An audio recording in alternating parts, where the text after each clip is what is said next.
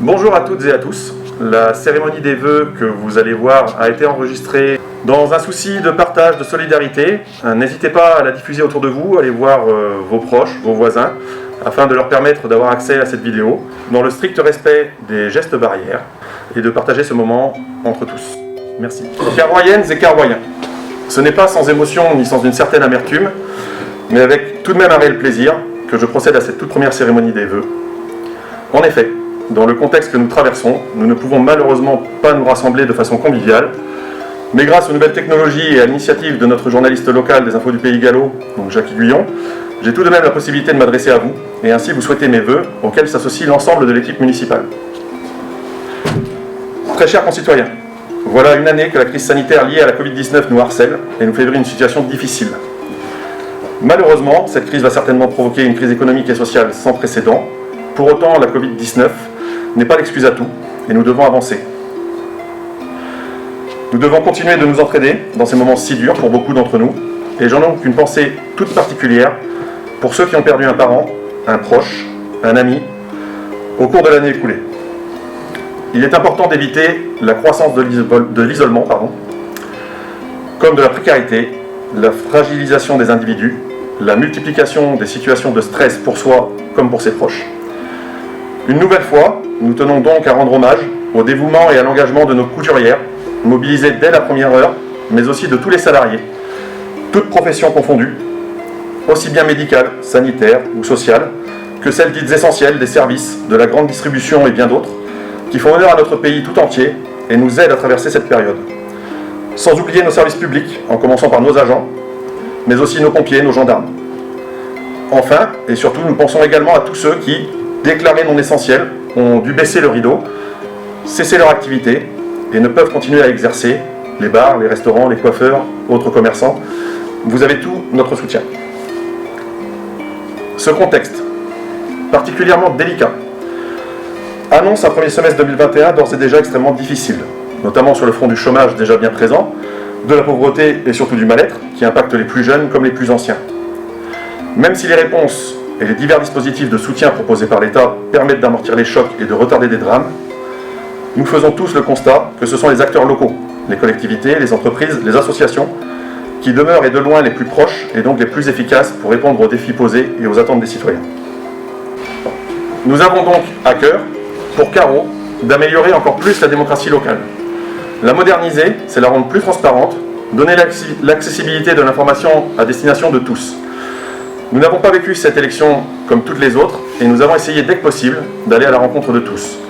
Par exemple, lors de la création du marché dès le mois de juin, mais aussi lors de la distribution des masques, de la lettre d'information, ou encore plus récemment lors de la distribution des colis de fin d'année pour nos aînés.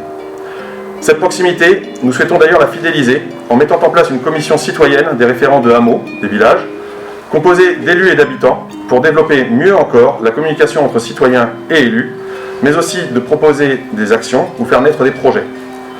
Tout ceci est à l'initiative de la commission communication et de l'adjoint au maire Éric Boutan, accompagné des conseillers municipaux Jean-François Davallot, Marie-Annick Dubois, Monique Rio et Myriam Davallot-Malinge.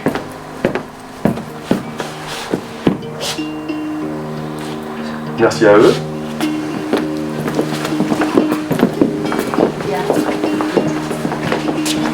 Notre volonté est également de tenter de renforcer les liens intergénérationnels, car la solidarité est essentielle, et nous en profitons pour lancer un appel à la population pour rejoindre la Commission consultative d'action sociale, CCAS, et ainsi aider à réduire les effets de ces crises, d'aller vers les autres et en ressortir plus fort ensemble.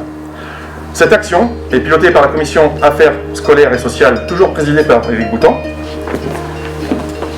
avec les conseillers municipaux Laurence Tétiot, Marie-Annick Dubois, Myriam Davallot-Malinge et Cécile de Fontaine.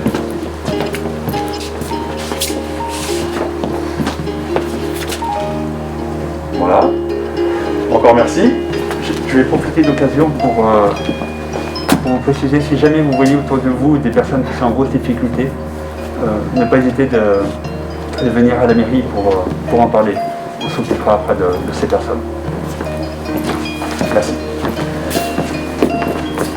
La vie sociale, c'est aussi des projets communs, comme l'inscription de la commune au label Ville et Village Fleuri, dont vous allez entendre parler, la continuité d'aménagement des chemins de randonnée. Nous avons créé en ce sens une commission extra-municipale aménagement et environnement qui attend ses passionnés. Il faut également trouver une destination à l'ancien restaurant Le Lion d'Or et ainsi programmer sa transformation.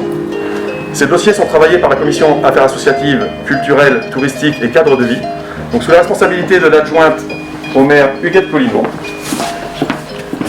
accompagné des conseillers municipaux Bertrand Couedic, Camille Le Guével, Laurence Tétiot, Cécile de Fontaine, Monique Riot, Marie-Annick Dubois et Jean-Marie Plantard. Merci.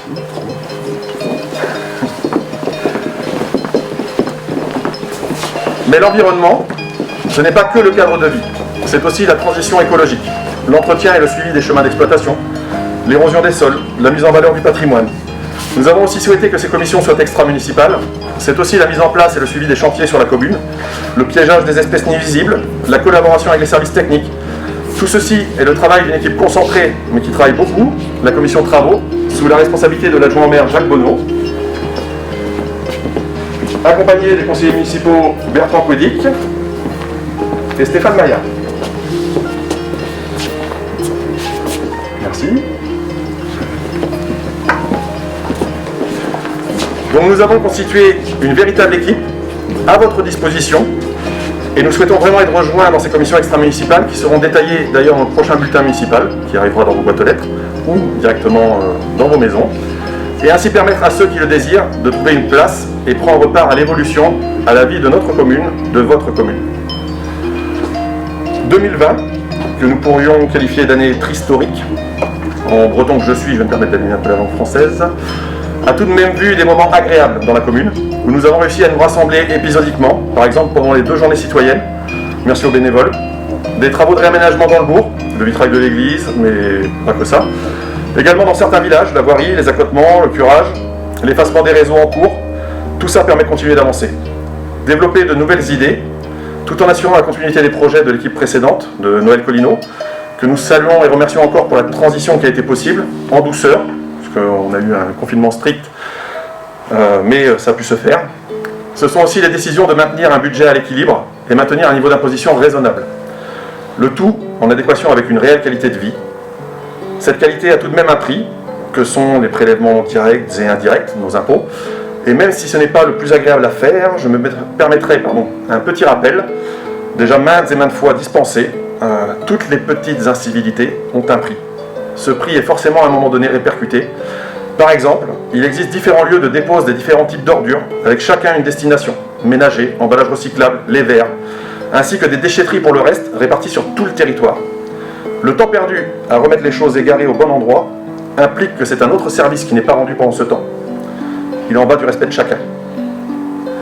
Pour 2021, il est important de repenser nos façons de vivre, mais il est important de continuer d'agir, faire des projets, voire même organiser des événements qui nous permettent de nous retrouver. Notre motivation reste conforme à notre programme, renforcer le lien intergénérationnel, en mettant en place un potager à la disposition de nos écoles, en partage avec des bénévoles qui pourront assister nos plus jeunes. D'inscrire la commune dans une transition environnementale douce mais nécessaire, conforme à la législation, en labellisant le travail des services techniques, mais aussi en faisant appliquer sur les sites communaux comme le cimetière, la non-utilisation des produits phytosanitaires. Mettre en valeur le riche patrimoine de la commune, revaloriser notre culture et notre identité, en permettant de découvrir nos richesses architecturales comme culturelles et leur histoire. Dans le but du maintien des services et de nos écoles, nous travaillons, et chacun y a sa part, à la vente des derniers terrains du lotissement communal. Donc en effet, pour moins de 11 000 €, vous pouvez poser votre maison et vos valises dans notre charmante petite commune, calme et tranquille. En effet, si vous prenez une carte, l'atout de Carreau, c'est d'être au cœur des différents bassins d'emploi de Ploërmel, Malétroit, Guerre et Lagacilly. On peut dire un projet applique pour y mettre votre petit carré de trèfle. Merci. Enfin, nous devrions effectuer la réhabilitation de l'agence postale et y former notre agent à la délivrance de nouveaux services, afin de faciliter l'accès à l'Internet, notamment pour les démarches administratives toujours plus numérisées et éloignées de nos anciens. Nous devons aussi participer à la mise en place de nouveaux projets de territoire communautaire et donc permettre de développer le tourisme, les solutions de transport, l'itinérance. En bref, pas de révolution, pas non plus de coup de baguette magique, juste souhaiter que chacun puisse se sentir au mieux au sein de la commune, puisse s'épanouir dans ses projets, de vie personnelle comme professionnelle, recréons du lien, de l'entraide, dans une société toujours plus individualiste et isolée sur elle-même. Développons, réinventons la solidarité et le plaisir du vivre ensemble. À toutes et à tous, nous adressons nos vœux de prospérité, de joie et surtout nos vœux les plus chaleureux de bonne santé.